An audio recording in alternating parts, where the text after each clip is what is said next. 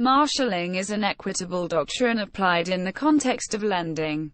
It was described by Lord Hoffmann as, in the United States, Justice Stone described that general principles. It has been held that marshalling applies to all forms of secured indebtedness, including liens. A claim for marshalling will not be allowed by the courts where it would be unjust or unfair to allow the junior creditor to marshal, and therefore, it cannot interfere or prejudice the position of the senior creditor. It cannot prejudice third parties. It must be brought in a fair and timely fashion. Marshalling is not available to a second mortgagee where the first mortgagee is contractually bound to look first to the other property to satisfy the debt due to him.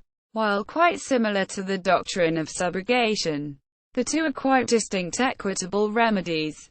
Subrogation applies where there is only one debt. Subrogation entitles one party to stand in the shoes of another party having repaid indebtedness due to that party, while marshalling requires separate debts due from a debtor to separate secured creditors at the outset.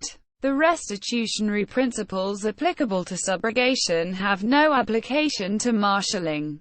United States U.S. jurisprudence has expanded upon the British and Commonwealth authorities, declaring that the requirement for a common debtor means that marshalling is not available where the two funds in question consist of an interest in estate property and an interest in property of a non-debtor, subject to certain exceptions. It has been applied where a non-debtor, typically a corporate debtor's controlling shareholder or guarantor, qualifies as the alter ego of the debtor, or where the non-debtor has rendered the debtor inadequately capitalized.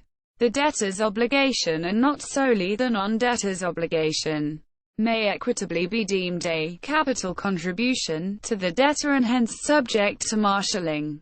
Courts have invoked marshalling where the non-debtor has engaged in inequitable conduct such as fraud, breach of fiduciary duty or unjust enrichment. It has been applied against non-debtor shareholders solely for the equitable purpose of preserving a distribution for the debtor's unsecured creditors. In certain circumstances, that jurisprudence has also held that, while subrogation may normally render payment of a debt by a guarantor outside the scope of marshalling, equitable subordination may bring the assets of a guarantor within its reach. Civil law jurisdictions.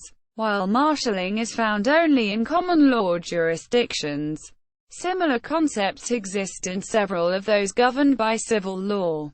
Scots law possesses the equivalent doctrine of Catholic securities, and Lord Reed, in a 2013 judgment of the United Kingdom Supreme Court, described its effect as being similar to marshalling. A similar concept is found in Art.